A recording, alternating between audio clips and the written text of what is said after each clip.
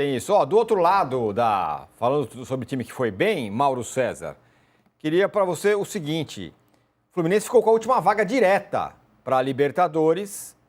Chegou o Zubeldia, começou a ganhar, não perdeu de ninguém em casa, só ganhou, aliás. Tomou um gol só em casa, aquele gol do Flamengo, do Jorginho. E o Renato Gaúcho, hein, tinha falado que queria ver um gringo fazer o que eu faço aqui. Bom, chegou o Zubeldia e fez. Levou o time para a Libertadores. Mas isso é já tradição, né? Ele falava também que com um time de não sei quantos milhões ele ganharia tudo, não ganhou nada quando teve esse time nas mãos. Ele debochou, de certa forma, do Jorge Jesus e foi amassado naquela semifinal de Libertadores. Enfim, o Renato tem essas frases de efeito, mas muito desconectadas da realidade, né? O Zubeldia é um técnico muito melhor do que ele. E ele não tem o John Arias, né? Ele que eu falo, o argentino. O melhor jogador do Fluminense até então, inclusive na Copa do Mundo de Clubes, foi embora. Está lá no Wolverhampton. Então, ficou bem clara a diferença de trabalho de um para o outro. E fica claro também, acho que como o São Paulo acho que se precipitou muito, né, ao aceitar a pressão de parte da torcida, responsabilizando apenas o treinador por um momento ruim do time, que claro, ele tinha sua participação também erra, né? Mas ele não era o principal vilão, não. Os problemas são bem maiores, me parece, acho que está bem evidente isso. E o Fluminense, assim, cresce numa hora importante, não só para conseguir essa vaga, mas para brigar pela Copa do Brasil, né? Vai enfrentar o Vasco esfacelado de um dinizismo em baixa. Aliás, que vergonha o Vasco da Gama, que coisa vergonhosa, que coisa ridícula, né? Isso em recuperação judicial e ainda assim contratando jogadores. A gente vendo o Valdir lá naquela manifestação por não receber, né, aquilo que tem direito, segundo a justiça.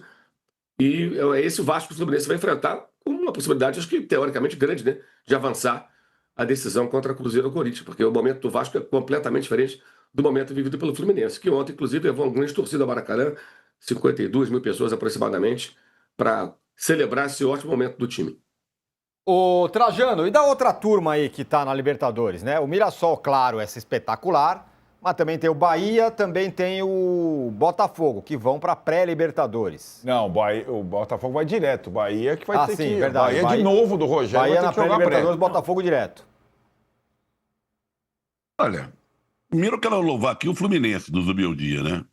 É muito legal ver um time assim, ganhando, jogando bem, levando torcida ao estádio, de volta ao estádio, lotando o Maracanã. E eu também quero louvar mais de todos esses. Você falou, o Mirassol. Não perdendo um jogo sequer em casa, né? E num time que não tem uma folha salarial mínima, talvez a menor de todos os times do campeonato da Série A. Não tem um estrangeiro sequer. Os outros foram ali. Olha, eu acho que a análise que o Arnaldo fez, eu assino embaixo. Apesar que ele não ter entrado muito em detalhes no Botafogo, ali no Bahia, não sei o quê, mas ele ele traçou um panorama muito interessante do Campeonato Brasileiro. Na verdade, ele colocou no mesmo saco a maioria dos times, em termos de administração, de erros, de coisas erradas, de olhar para o futebol do jeito que não se deve olhar. Vamos dizer que o Bahia, para mim, é sempre um pontinho. Vocês têm mania aí, seu âncora, de dar uma sacaneada no Bragantino, não tem? Chamar de bolo puro, né? Faquinha de bolo E é puro. verdade. O Bragantino merece essa observação. Porque na hora que você acha que o Bragantino vai, ele não vai. Mas o Bahia, cá entre nós, é meio assim também. Apesar de estar lá na parte de cima, o Bahia tem momentos que ele decepciona de uma forma impressionante. Não é o caso de ontem. Mas já teve jogos na Fonte Nova que o Bahia decepcionou profundamente quando se esperava que o Bahia fosse fazer o papel do Mirassol, claro, tendo mais dinheiro, estádio, torcida e tal, e não fez. Há um certo encantamento em relação ao Bahia que eu não consigo entender. Está de parabéns pela colocação no Brasileiro, mas não vejo esse encantamento na maneira de jogar. E o Botafogo do Filhote... Eu não entendo o Botafogo. Troca de jogador, vem jogador que eu nunca ouvi falar, o jogador que, embora o Marçal vira artilheiro, tem esse Montoro que é um bom jogador, mas não entendo bem a escalação, quantos jogadores que tem.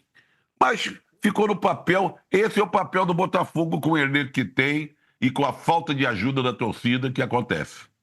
Então vamos ver, mas eu acho que a análise do Arnaldo foi perfeita, juntando. Na verdade, nós tivemos muito mais decepções muito mais coisas desanimadoras em relação aos times do brasileiro do que coisas para serem exaltadas.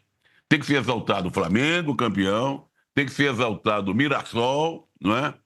Tem que ser exaltado o Fluminense pela essa campanha final e talvez fiquemos por aí. Bom, só o Cruzeiro, né? Fala. Você tinha razão, né? Eu estou já me antecipando. O Botafogo ainda não está na fase de grupos, você tem razão. Ele hoje está na pré, também depende de Fluminense e Cruzeiro na Copa do Brasil para avançar direto à fase de grupos. Eu estou com o Trajano em relação ao Bahia, cara. Eu acho que o Bahia decepcionou, inclusive, ontem. Em mais o um Rogério, na entrevista, ele mesmo se decepcionou. Falou assim, a sensação é outra. Ano passado a gente não ia para Libertadores há não sei quanto tempo. Então a pré-Libertadores é legal. Esse ano, nem tanto. É como se permanecesse no mesmo lugar com muito mais investimento que teve. Né? Teve um investimento gigante. O elenco do Bahia é caríssimo. E nesse ano ele ficou na fase de grupos da Libertadores, ele morreu no play-off da Sul-Americana, ele perdeu para o Fluminense na Copa do Brasil e no Brasileiro ele ficou no pior lugar que ele poderia ficar, no final das contas, que era, de novo, a disputa da pré-Libertadores. Acho que é o mínimo, vai. Pior mínimo, mínimo. O pior, assim, porque ele nunca saiu daquele bolo, né? Sim. Ele nunca esteve na parte de baixo da tabela.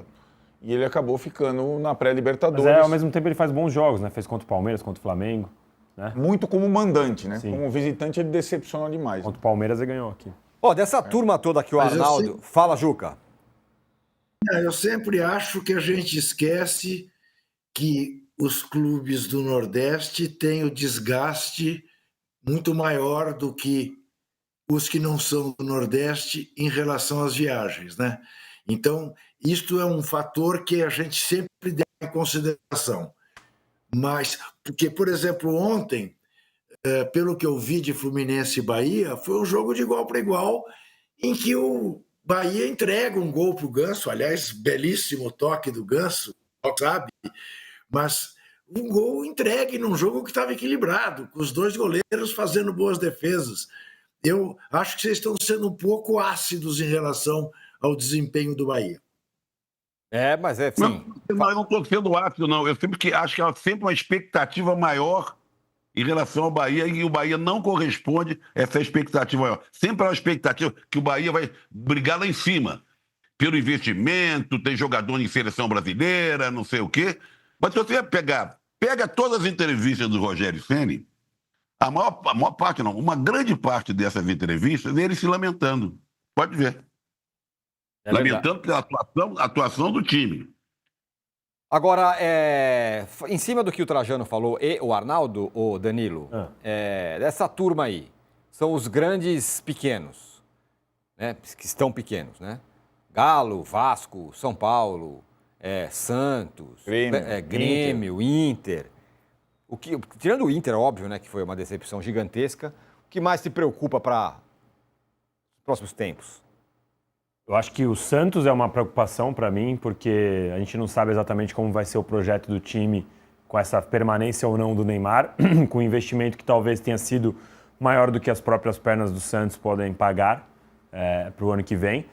E é curioso, tem muito torcedor que torce o nariz para o fair play. Eu acho que o fair play, caso ele seja realmente aprovado e colocado em prática, ele é uma maneira de fazer a gente voltar a ter um campeonato com esses grandes mais equilibrados, porque eles vão forçar o Atlético Mineiro, o Fluminense, o Internacional, o Santos, esses times que estão com problemas, eles serão obrigados a entrar nesses trilhos. E que, eventualmente, o São Paulo também, claro, que a gente vai poder ver. Porque, assim, a gente fala muito da espanholização, que você sempre fala e tal. Estamos vivendo. E né? que a gente vive nos últimos tempos. Até saiu um estudo agora, recentemente, de valor de marca. E o Flamengo e o Palmeiras estão bem à frente dos demais. Então, essa espanholização, ela está sendo vivida, mas ela pode não ser vivida aqui no Brasil, porque a diferença do que a gente tem daqui para a Europa é que a gente tem muitos times com muita torcida e com capacidade de receita muito alta. Mas aí todos esses times que você falou, que são os grandes que estão pequenos, os caras simplesmente largaram qualquer noção financeira. Então o Fluminense gastou tudo que não podia, foi lá campeão da Libertadores, ok, e agora estuda para virar SAF. O Atlético Mineiro se quebrou antes, virou SAF depois.